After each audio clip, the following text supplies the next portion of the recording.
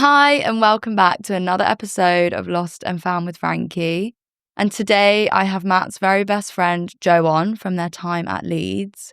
We talk about best friend loss and how you can create a bit of a unit and a community through grieving the person that you all loved, and just about being kind to yourself and to others in this journey you take with grief, because it can be so hard. So kindness is key.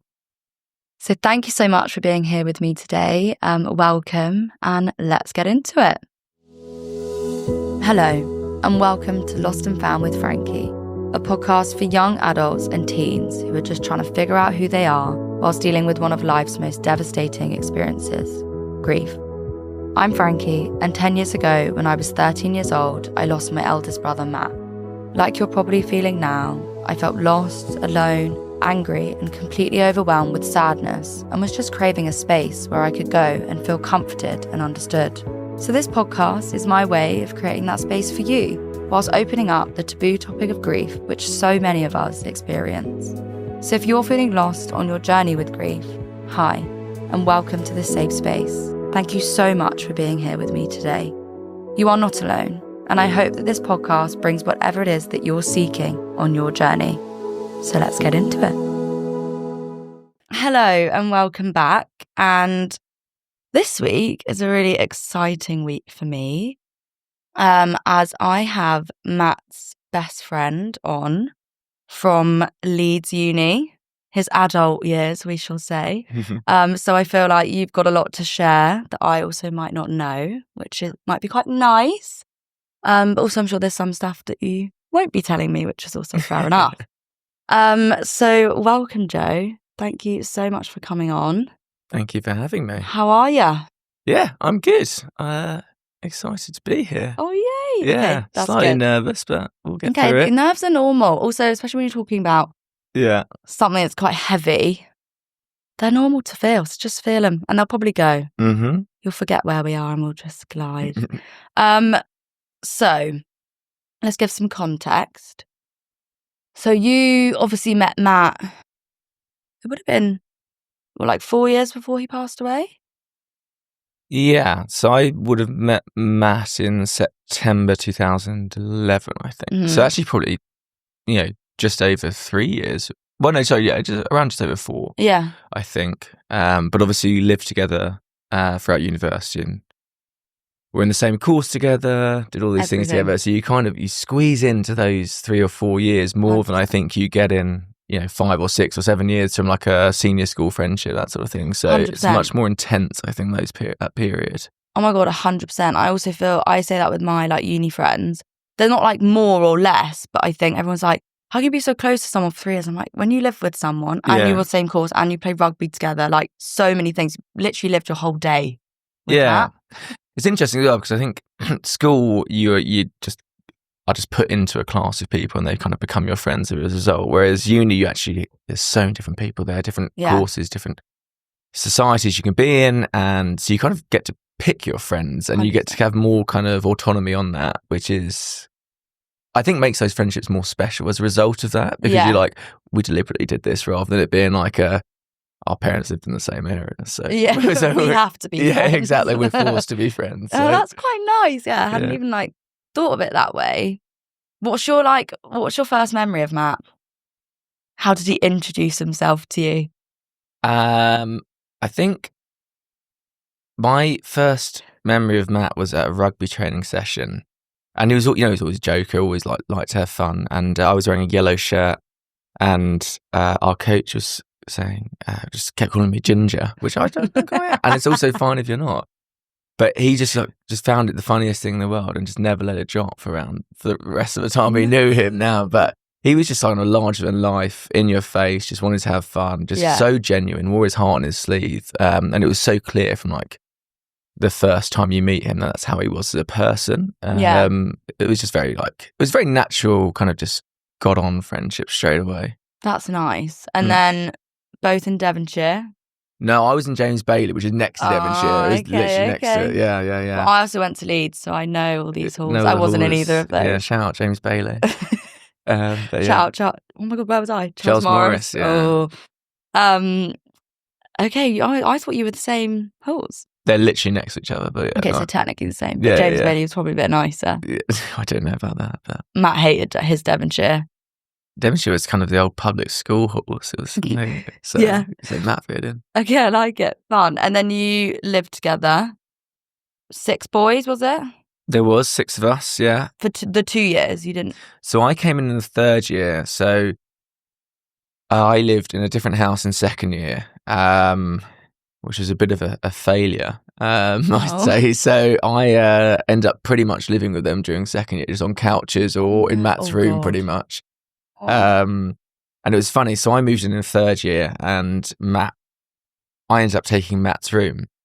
And in hindsight, I should have realised that this is a terrible room. Awful. But he was going... One in the basement. Yeah, exactly. Horrible. But he was going, man, I'm going to give you that room. I'm going to go upstairs to this new the new loft, which is really lovely. And he was like, I want you to enjoy it. It's such a great room. It's so close to everything. And I was like, oh, thanks, man. Covering that night with the niceness. Yeah, and I got in, and it's like the dampest room in the world, and like rats running outside. It was so horrible. Oh my God. Did you have a gate on your door? Yeah. Yeah, exactly. Oh, those are nice memories. Also, I think because I went to Leeds, I think everyone used to ask me actually who knew Matt, and obviously knew he went to Leeds. They would be like, oh, do you think you went to Leeds like because of Matt? And I think like it definitely played a role, but at the time I didn't really think about it. But I think it's subconsciously, I was like, I think it'd be quite nice to sort of see also the life he lived, but live it my own. Yeah, I guess it's proximity, isn't it? You kind of get to see what Matt would have seen through your own eyes 100%. And get to experience the same sort of experience, even though you couldn't have been there at the time, I guess. I think that makes sense. Yeah. Massively. Which was nice. But also I liked my course, and nowhere else really did it. It was quite a niche course. Yeah. So then obviously uni ended. Mm-hmm. Were you going straight into a job after uni, or were you going to go travelling? I was going into law school. So I did a conversion course. Okay. So then obviously, you had a pretty crap year. Yeah. That year, didn't you? I did. Which must have been really, really tough. And going to one friend for comfort from another friend must have been really hard. So yeah. So my closest school friend, Alistair Beeman, who was also at Leeds with Matt, he had cystic fibrosis, and in July that year he passed away, which was kind of obviously kind of your first real encounter with grief, I think. And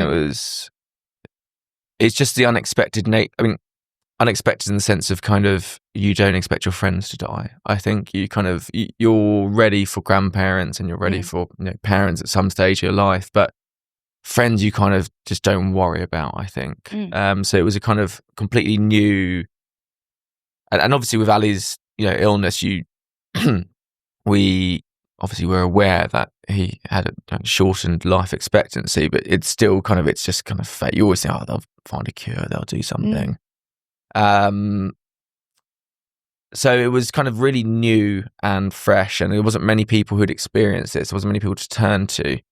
And your parents and older people in your life hadn't experienced it really that much either.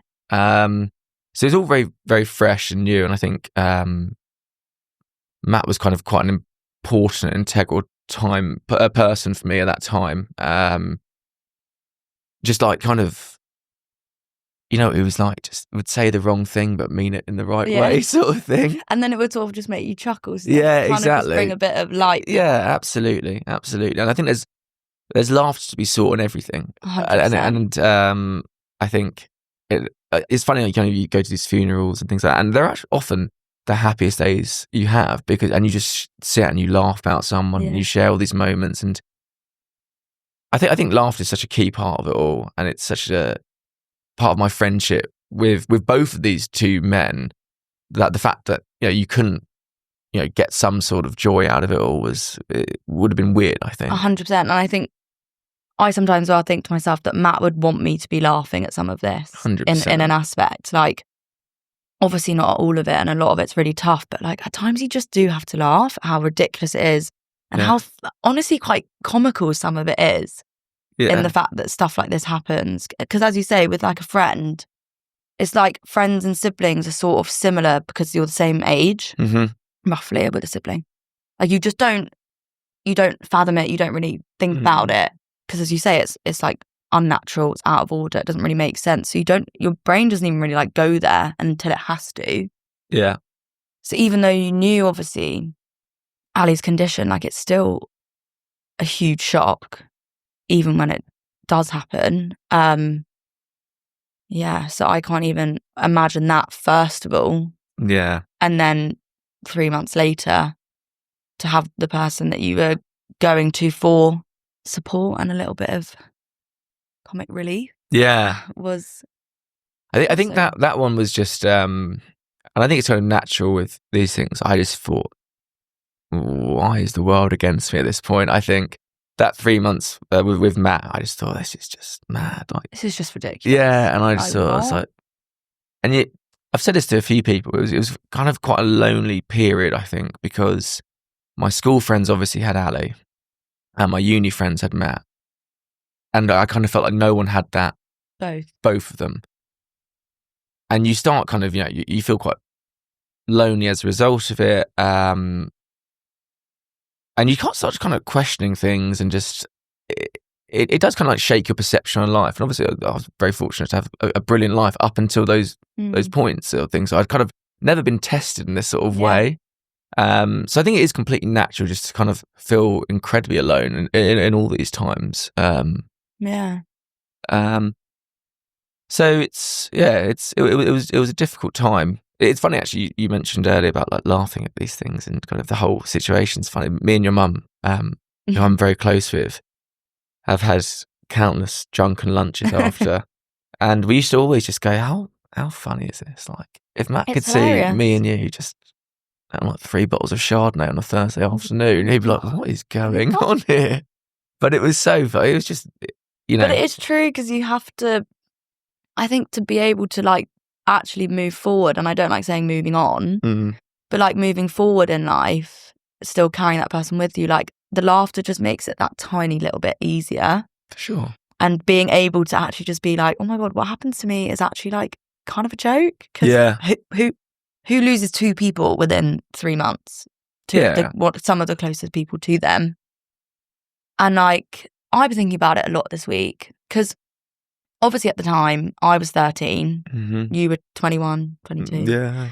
And we wouldn't have really spoken about it much then, because we were both in our own, we were there for each other, but both just so in our, both in like our own bubble, I think. So I've been like thinking about it a lot, and thinking like, I don't like to say how well you've done, because it's not like a well done thing, but it's like how you are here now after having like probably the most challenging 3 months someone can have, because you turn to one person for support, and then and again it was sudden, so shock out of nowhere, that person's gone. No wonder you felt lonely. You must have literally been like, well, I had Matt for 3 months, brilliant, now where do I turn? Like, yeah, it's interesting because you say how well you've done. When I was kind of thinking about this podcast, I think if I was looking back on how I was, and if I could give any advice to anyone who ever encounters this bloke who went to uni with, I wasn't friends with him at all, but I listened to a podcast he was on recently, and he suffered grief, and he was saying, like, what did I do? I had to like kind of focus on wellness, focus on the people around me, do all these things, like the important things. And I think I did like the opposite of that. I really like kind of, I pushed away the closest people to me because I just didn't want that kind of connection. I lived a bit of an unhealthy life for a long time, and it's funny, if I had my time again, and I think perhaps being older and a bit more kind of aware now, it's hindsight, isn't it? Yeah, I would have done things so differently. But then also you might not be who you are now if you hadn't have had that time. No, and I think it's kind of this kind of anger or loneliness and things like that. I think it's a normal feeling, but it's kind of how you deal with it. I think it's the important way of doing it, and like not everyone is against you actually. And if you realised it and you kind of spoke to people more and more open about these things, then you realise actually everyone's on your side. And it's much better with people on your side than 100%. trying to do it on your own, I think.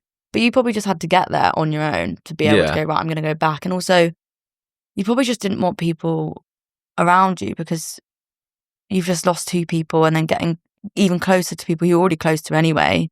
It's probably just like a fear aspect of like, God, I can't lose anyone else. If I just steer clear, it won't hurt me anymore. Oh, yeah, I'm sure a lot of my best friends are like, let's not hang out with Joe anymore. He's a bad influence. Oh my God, no, don't be silly. But yeah, I think like that's definitely something like I've had of like, I definitely have times where like I feel like I push people closest to me away because I think it is like a fear of you're sort of self-protecting. Well, not self-protecting yourself, that sounds silly, but you're protecting yourself to sort of minimise the pain you're going to feel, I think. But then realising that actually that doesn't get you anywhere in the long run, and being close to people, as you've just said, like actually is a nicer way to live, and like good can come out of it too. I think it's like protecting yourself, but also like not projecting either. I think you kind of like, you know, you don't want to be the miserable mate or like to always project these things on people. I think like, I don't know about you, but I was always kind of conscious like these are my things or these things which I went through. I didn't necessarily want that to be everyone's issue or like something whenever I was there it had to be discussed or it had to be like this elephant in the room almost. Yeah, like awkward. Yeah, I don't know whether to bring it up, and you don't want to be the person putting that in the space of like, oh, like I think anyone who's had grief has that like, oh, am I just going to bring the mood down if I bring them up? Yeah. Which is such a shame. But I feel like with Matt actually, because of the person he was, which is quite nice, I feel like actually when you bring it up, a lot of the time it's quite like funny again and like reminiscing on good times. For sure, I think there's an aspect there. But yeah, you don't want to be, as you say, like bringing the mood down all the time. But also I feel like you'd be surprised, as you say, like your Leeds and school group probably wanted to talk about him too. And you get to that point where you're not alone in that. 100%. So did you, when that all happened, must have felt like a bit of a whirlwind, like time. Did you stay at law school? I did, yeah, which was probably a bit of a saving grace, I think, because it was just something completely new. I didn't know anyone there. And it was just kind of a diversion of focus in a way. So yeah, stayed there. I think I went travelling about perhaps 14 months after Matt died. And I think that was probably a bit more of a kind of an awakening there, actually. It is like, travelling is nuts. Yeah. Honestly, when I went, I feel like I've literally come back a different person. All my friends say it. Yeah. Like, you're just like way more peaceful and just like, I think when you see the world and actually like see so many different cultures and so many different places, I think you also realise something I realised like is how small I am and how like there are so many people in this world who are also dealing with things. And I was kind of like, I'm actually not alone in this. And like, things will be okay. And it gives you a hindsight again of like what else there is out there and like allows you to bring joy, I think, back in. Yeah, I think it resets you for sure. 100%.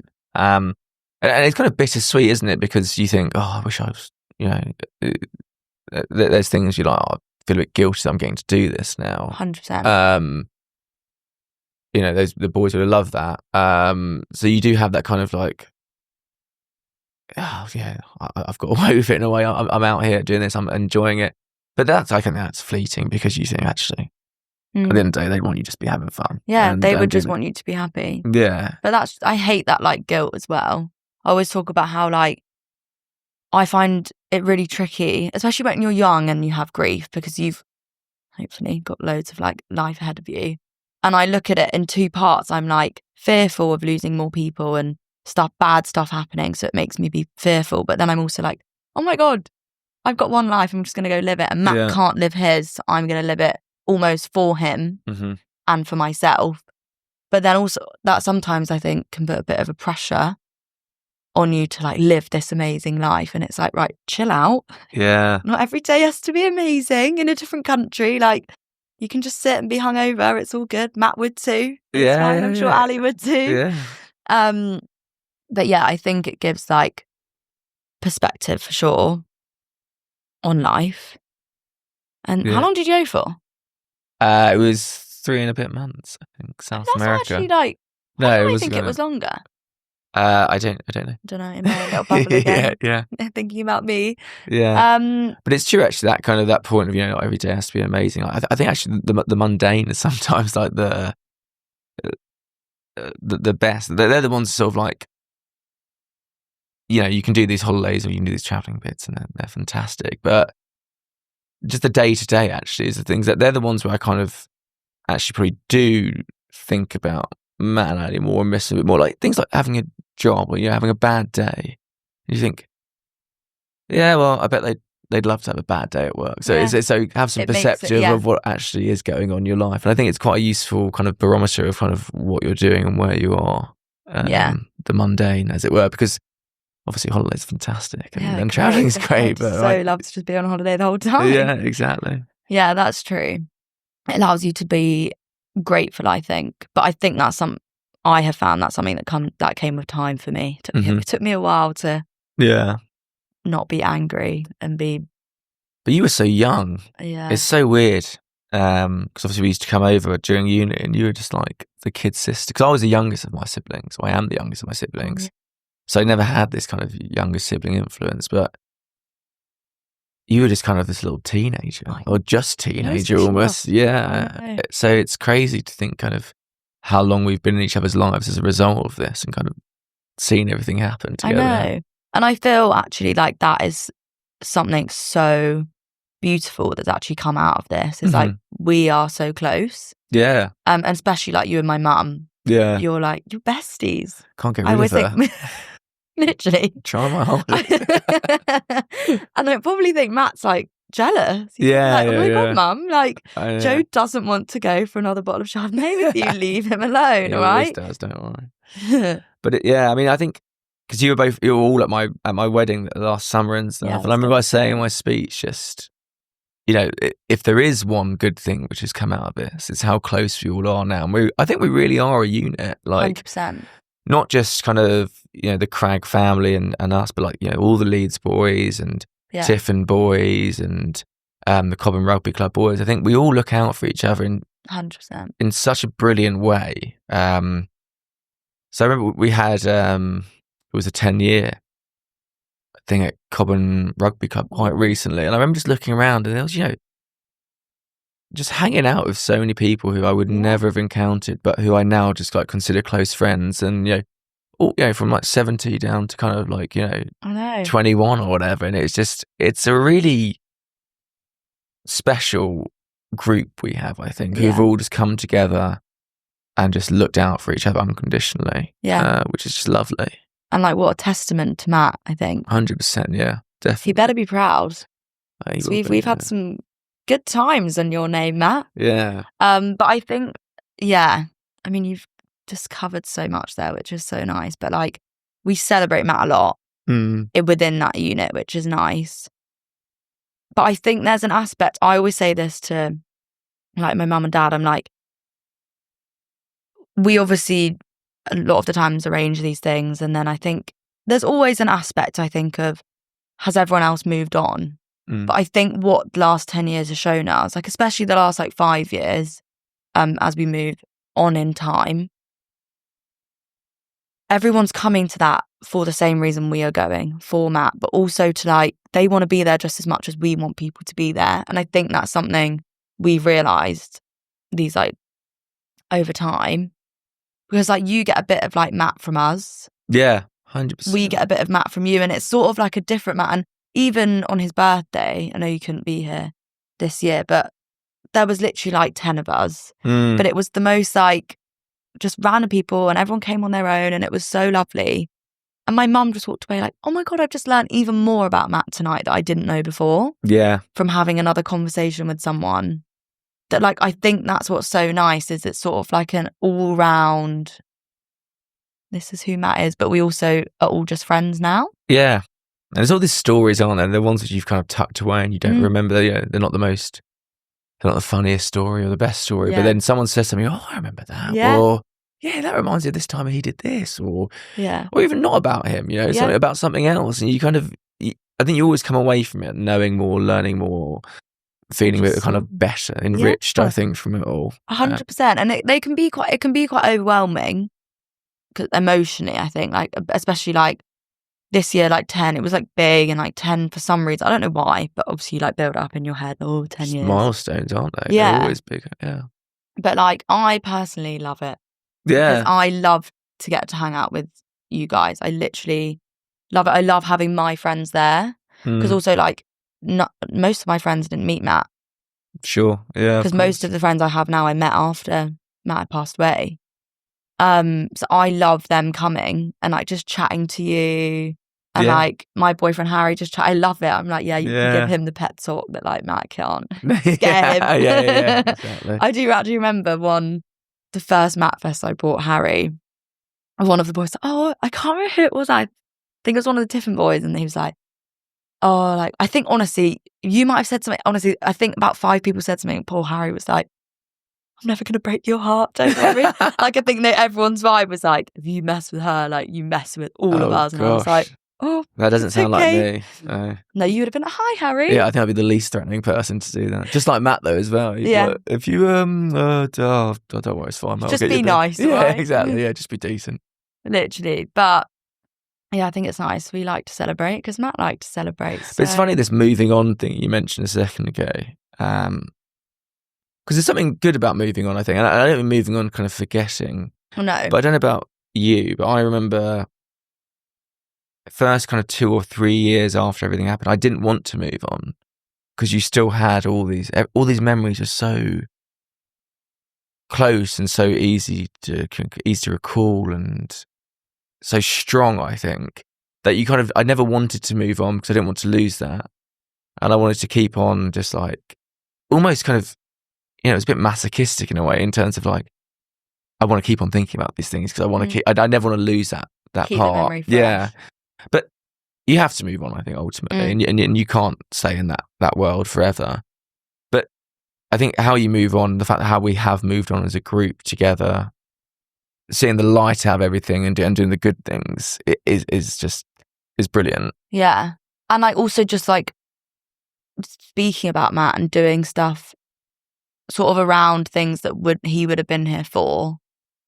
A lot of the time, like at Matt's birthday, for example, we don't necessarily sit and talk about Matt all night. We talk about ourselves and what we're all doing. We just have a catch up. But it's almost like I feel like I'm acknowledging Matt in that sense. And like, I feel like I'm not leaving him behind. So I think that's an aspect of it that I really like and feels like I'm moving forward, but like I'm slowly bringing him with me. Yeah, absolutely. Yeah. And like, there's always going to be with you in everything you do, isn't it? Kind of. Yeah. It's funny, all you siblings are just so kind of carbon copies of Matt. Like, I mean, Harry obviously is just a weird little Matt, and it's so funny when I see him, and like, even like now when he's got toothpaste on his mouth still this morning, it's just it's just so Matt. It just makes me laugh so much, and you're all like that, all in your own unique ways, and you're all very like different sides of him. But you've got him, kind of, you are all him. So like he's with you kind of all the way, I think. Yeah. And I think like also he, being like 4 of us, he sort of like semi-raised us slightly as well. Because it came to a point where there was 3 of us. He was sort of like a third parent. Mum would be like, Matt, you're in charge of Harry. Dad, you're in charge of Georgia, and I've got Frankie. Like he would like, basically was one of the parents. So sort of, I mean, that would make sense that he imprinted. Yeah, God forbid that he raised you, though. I know. You had this story which your mum told me. It was about cooking baked beans. Oh, it's so bad. It's so bad. Where you just so it was pre-uni, and they said, "Oh, we gotta get you cooking some things so you can survive." And it was to start with baked beans, and then she was like, "Right, what do I do?" And he like put the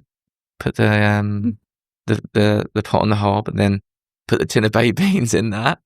And then Debbie came in, and he just had literally a can of baked beans unopened, just on a flaming hot pan. I was just like, it's so him though, right? It's just But he's so intelligent. oh yeah, I but know. so has no common He's sense. the dumbest smart man I know. Like I'm just like 100%. Like he really also just took that so literally. But he played up for it, played up to it as well, because he knew that he could just get away with so much just by doing that. I think, me too, boys. What do I do now? Sorry. All right, sorry, fine, I'll do it for you. Then. Don't know how to work the washing machine. Exactly. Cheeky. He was actually being too intelligent because then Mum came and did the baked beans on toast for him. Yeah, exactly. She always likes to tell me the one how she told us all about healthy food, and then he came back from uni apparently after third year, and he was like, Mum, you know, like white bread is so bad for you. And my mum was like, I'm literally gonna like just walk out right now. I'm just gonna walk out the room because I've been telling you this for 21 years. Yeah. I'm gonna have a salad. Mum was like, good for you, but like, come on, it's taking you time. I bet that lasted a very short time. But... Yeah. But yeah. So like, actually, your wedding, was that like quite sorry, I'm jumping back there. Was that quite an easy decision for you and Luce to have you guys there and Ali's family? Yeah, 100%. It was never not a point, you know. Your wedding's kind of your closest people, and you guys are our closest people, so that was never even a question. It was whether you wanted to come was a different one. Will they RSVP? Yeah, exactly, and do it on time. Because it is emotional, and like I'm very conscious that us getting married is very much a point of going, well, and I know your dad struggled with this a lot, kind of seeing us do these things which Matt should be doing. So I was fully kind of cognizant of the fact that you might not want to come, or you obviously I knew you guys would because it's a free bar, but like your parents might not want to come because it's such a, you know, it's a big event, it's a life moment. So it's funny, I had to have you, and I had to mention it in my speech, definitely, because I wouldn't have been able to gone on without it. I thought it was and my wife Lucy was such great friends with both of them as well. So and for that's us, so nice. Yeah, exactly. So like Luce and I went to school together as well, and uni. So she knew Matt and Ali through school and uni respectively. And so both our lives, they were so important. So there was kind of never a question of, are they not coming? I had the best time. Yeah. We were like some of the last people on the dance floor. Shout out to Debs and Harry. Yeah. Georgia was pretty jet lagged, to be fair, and Dad escorted her home.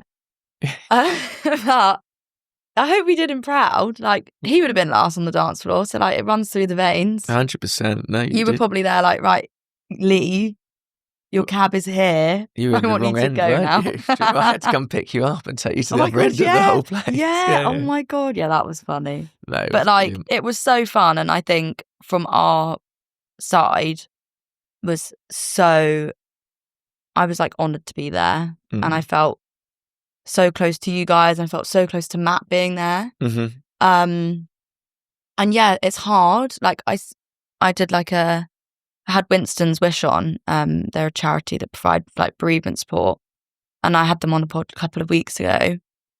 And we spoke about like jealousy and how it's like a really weird emotion. And I think it comes with, I have it with potentially more my friends' siblings doing stuff because it's more of like a sibling thing. Sure, yeah. But like, yeah, like all of Matt's mates getting married and having kids, it's hard because one, I feel guilty that I feel jealous. It's not a nice emotion to feel, but I have to allow myself to feel it to then also be happy.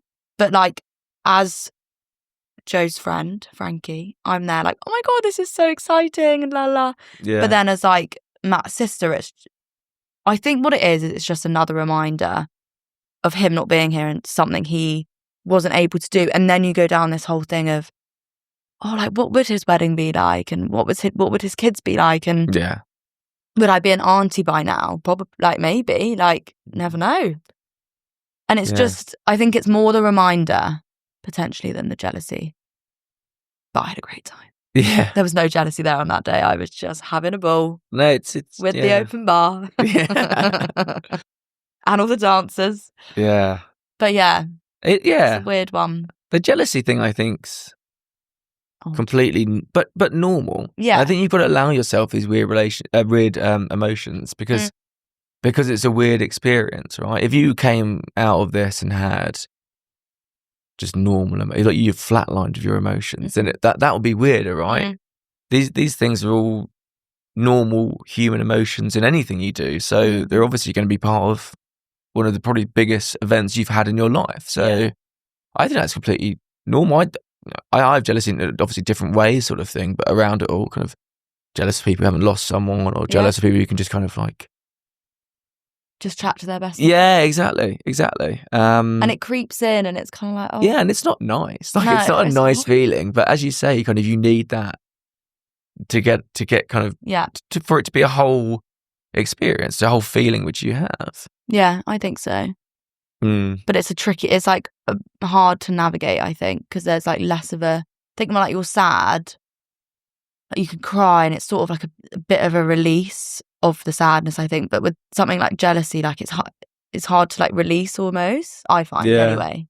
But then it comes and then it like passes very quickly, but it always just has to prop up. Yeah, and there's ugly sides of grief, aren't there? Of course. There's jealousy, anger, kind of. Yeah, and I think the word jealousy is like, people think it's at a specific person and view it like that way. And I'm like, it's nothing to do with whoever it is. It's just more a personal feeling for me. Of course. And as you feel it with other people, just getting to chat to their friend or like things like that. It's just what you don't have. But that's it, isn't it? It's not I'm jealous of that person or I'm annoyed at that person. I'm just annoyed at the experience and... No, I don't have it. Yeah, exactly. And this is it's just come out that you happen to tell me a story which has annoyed me or something like that. Yeah. But exactly, it's certainly not a personal feeling towards it. No, definitely not.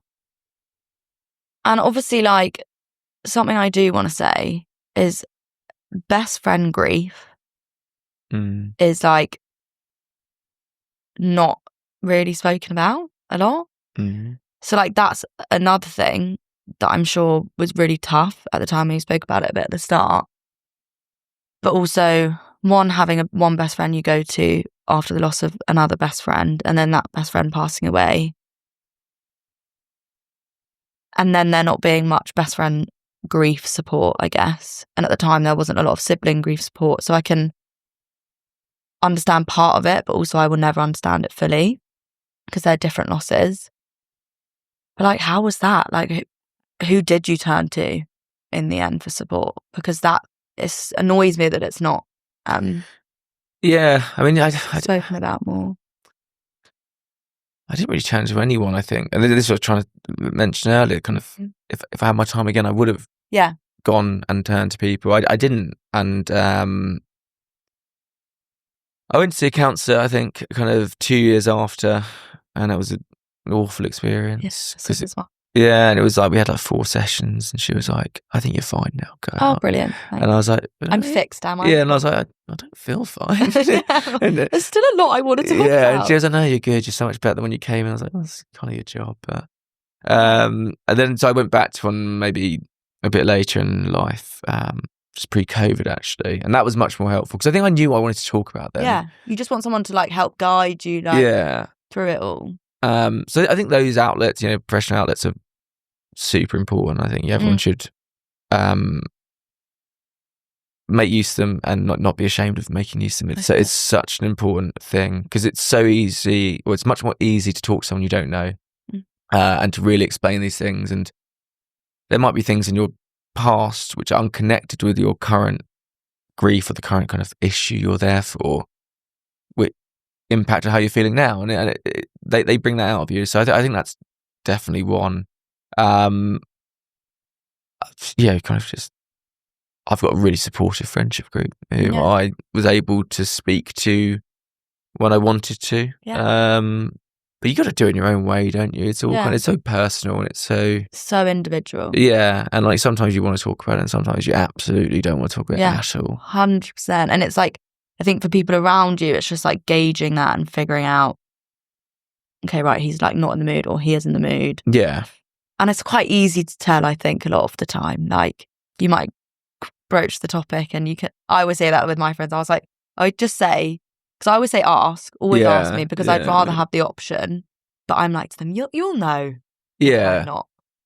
It's tricky, isn't it? Because it's kind of ask, and then I think there's a very manly way of just going, I'm fine. like, which is rubbish, and we shouldn't be as much like that as we are, I think. But then I have really close friends who will go, I'm just going to push you a bit more. And then somebody just go, I'm sure he's fine then. And I mean, that's fine too, because, they've asked. It's not for me. It's not for them to kind of get out of it. Yeah. But, that there are, as you say, kind of people know. And like, you've got those closest friends who will find your people. Yeah, who will go, are you fine? And then, after a while, you actually, I'm a bit of a rubbish week this week. Yeah, and sometimes you need that little just push. You do. To be like, okay, they actually really want to sit here and talk about this with me. Right, because like the first question, are you just being polite? Yeah, it's just the classic, how are you? Yeah, exactly. And then the second question, you actually do want to know? Fine, okay, I will tell you then. Yeah. But I think you're right, that ask point, always ask. Me and Mum have spoken about this a lot. People are afraid of being around someone who's lost something. And I think your mum's obviously really felt that with people who've got kids Matt's age and things, and say, do I ask the question? Because I don't want to bring it up. And your mum always says, like, you asking isn't going to make me suddenly remember that I lost Matt. Literally. Like, that is, I'm aware of that. But you asking shows that, you're cognizant of it, you're aware of it. Yeah. And it gives you the autonomy to go, I don't actually want to talk about it now, or I really wouldn't mind if we could have a quick chat. And if no one ever asks you that question, you never have the choice to actually talk about it. Yeah. So then it's never left open to you to do so. And I think that's such an important thing. And so true. Like, you bringing up Matt is not reminding me that he's not here. Trust me. I forgot about that. Like, I forgot he's not here. Yeah, cheers. But yeah, and you will have it that sometimes you might bring up someone and they might cry. Yeah. And that's going to happen. Just give them a hug. Yeah, absolutely. But yeah, it does happen. And I think you're also like close with my mum as well, which I think is nice. And you guys, Debs loves a deep chat. So if anyone ever wants deep chat. Yeah, she does. Like 19-page WhatsApp messages, aren't they? I love it. Yeah, it's fine. But yeah. So something else as well. You have done done more than one marathon, have you? No, one marathon. Well, 1.5, yeah. That's it. Yeah. 1.5. Did you feel like pressure to do something in like Matt and Ali's name? Or did you like want to, just for yourself? I don't know. That's a good question, actually. Probably did feel some, not pressure so much, but kind of, I want to do something for them. Yeah. But yeah, no, I wouldn't say pressure. I think it's just another way of, the Cry, who I ran it for, and Cystic Fibrosis Trust, such wonderful charities, and they do so much kind of preventing these kind of these things which cause their deaths, that I don't know, I wanted to do something for them, I think. So that was kind of my more driving force. I know it sounds pretty really like a self, I don't know, enforced. I want to do something with charity, yeah, but no, I think I wanted to do something for them. What I did have difficulty was I ran the marathon for Cry, and there was a lot of it going, well, does that make it look like I don't care about Cystic Fibrosis Trust, or how does that come across to Ali's family that I've done it for Matt instead? So that was quite a difficult moment, and I think that's what something which I found most difficult about all my, to go slightly off topic here, but kind of go for it. All my grief, I have always been, you're juggling all that. Yeah, and you kind of feel guilty if you feel bad for one, or you don't feel bad for the other, or you're prioritizing. Yeah, and I think that's something which I've always struggled with, and that's probably been the most difficult thing for me. So the marathon was a bit of a reminder of that. But no, it's a great experience, and you do feel very with them on that day, I think. Yeah, and I was going to ask this because I've not done a marathon, and everyone keeps telling me. You must. Case in point. Yeah. Are you going to do a marathon? No, it's just, I don't like running. I might do one day, but I've got to ask, like, everyone says with a marathon, you feel the people with you, and like they're pushing you and like potentially laughing at you whilst you're running. Yeah. Did you feel like that? No, I did. Until like mile 18. Mile 18, and then you're like, I hate you guys. Why did you do this to me? Why am I here? Yeah, exactly. No, but you do. And like, I think it's that everyone around you is probably on the marathon day probably experienced some loss, and they're running for a charity. So you all kind of got this shared common thing. And it's not to say it's a a grief event. It's not. It's one of the most joyous events I think I've ever done. I know, isn't it? Like, it's wonderful. It's bizarre because everyone, as you say, is there probably for quite a negative reason. Right. But it's the most like joy-filled, positive day I ever. We've been to a lot. Yeah. Because we've been very. Matt has some lovely friends and family who have done. George has run the marathon. Harry's run the half marathon. So, I mean, I'm the last one to go. And Paul. I know he's done a half marathon. Yeah, everyone's done a half. Because Debbie's done a full, hasn't she? Yeah, she's done a full. Yeah, you should do it though, honestly. Just for that experience, honestly, it's a great thing. Maybe a half. Yeah, baby steps. Sweat your way up. Start with a half. Yeah, just do a 5K. But they're such like nice days. Like weird to say it, but they are. Like, but yeah, they're some of like my favourite days. They are brilliant. They really are. Do you have a question for me? Do I have a question for you?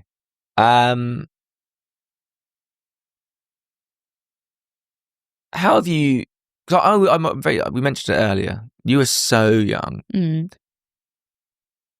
How have you how do you think that shaped everything for you in the sense of your experiences and your how you face the world now? Do you think that has changed anything, or do you think you're a bit more I also think like because I was so young, it's weird to me to think that like I could be a completely different person now if that hadn't have happened to me. Because it being such a pivotal time and almost like shaping 100% shaped who I am. But I also definitely think I went through phases. Like I don't think I actually started grieving till I was like 17, 18. I think I was just like in shock a little bit. And I was sad, but I don't think I like grieved to say. And like, as I said earlier, I think I went traveling and like that was probably what shaped me the most because up until that point, I'd always been at home and close to Matt in like a physical sense as well, being in the home that we all grew up in and being around my mum and dad. And traveling was, apart from uni, but like again, uni I was at Leeds. So again, even though I was away from home, I felt close to him. And I think traveling was when I grieved the most, interestingly. And I think I actually dealt with a lot more. And now I think I just look at life like I want to help others. Hence us being sat here today. But also I try and just look at life like my big thing is to stop stressing about what I can't change. I think for so long I just tried to have control over everything. It was all about control because if I can control it, it can't touch me, it can't affect me. And that just became so negative. Yeah. So something I'm just like now, like, don't stress about what I can't change. What will be, will be. I try to really live like that a little bit. And just live with Matt here. Yeah. He's with me all the time and and laugh. Yeah. A little bit too. But I definitely looked at the world really darkly for a long time. I think that's it, because it's such a formative part, your teen years. I think they're like, you're meant to have so much like fun. Silly fun. Yeah, exactly. You're meant to be an idiot and make mistakes and do those things. And I feel like I couldn't. Yeah. Because it was that's what I was trying to get at, which I wasn't quite articulating very well. No, that makes sense. But it was also, it was quite like a sensitive space that like I didn't really feel like I could do that. And then also Harry and George sort of went off to uni, so then it was just me, mum and dad at home for quite a while. But yeah, and grief's weird because especially if it's a family member in terms of like, because you're all grieving the same person but so differently. Sure. So yeah, I think Frankie then and Frankie now are very different people, but weirdly, I think I'm a better person now than I'll never know, I guess. But yeah, it was a weird time and no one my age got anything of what I was going through. So that was tough. Yeah. But I think it's made me who I am. Yeah. And now I've got my people. And we're all very proud of you and everything you've just... Thank you. It's been wonderful watching you grow up as... I do have that not big brother at all, but we'll always look out sort of thing. Yeah. And it's lovely to see how all of you have gone and flourished and your own individual little people, but with also Matt's as well. So it's brilliant. Yeah, that is true. But one last thing, which I always ask everyone, what would be your stellar piece of advice? You've already kind of given one, to be fair, but that was more looking back at Joe then and Joe now. What advice would you give to someone losing a best friend? It's hard because it's quite like, big question. It's such a cliche, isn't it? But just like be kind to yourself, like genuinely to kind of allow yourself to feel everything you feel. Just these emotions you feel, which are all going to be all over the place. Just it's natural, and just kind of allow yourself to do it. Like get the right help and speak to people and do that. But just if you have a bad day, just have a bad day. Yeah. Not every day has to be perfect, and it won't be perfect. It definitely won't be. But just really be kind to yourself, and kind of it goes back on that thing like doing the right things, like exercising, or like speaking to people, getting into good habits, or all these things, kind of being kind to yourself in a different way, sort of thing. So just. Yeah, it's difficult. It's rubbish. It's really rubbish. We all know that, right? But just allow yourself to have that. Also allow yourself to feel rubbish. Yeah, exactly. Just do allow yourself to have a day in bed watching the OC or something like that, and just like whatever you want. Just just be kind, I think is the key one. Yeah, I like it. Be kind to yourself. Yeah. Put yourself first sometimes. Absolutely. Nothing wrong in doing that. Absolutely. Wow. Thank you so much for coming on. Thank you, this has been lovely chatting to you. Yes. Anyway. Thanks, Frankie. Cheers, Matt. Having such great friends. Bye. Yeah, see ya.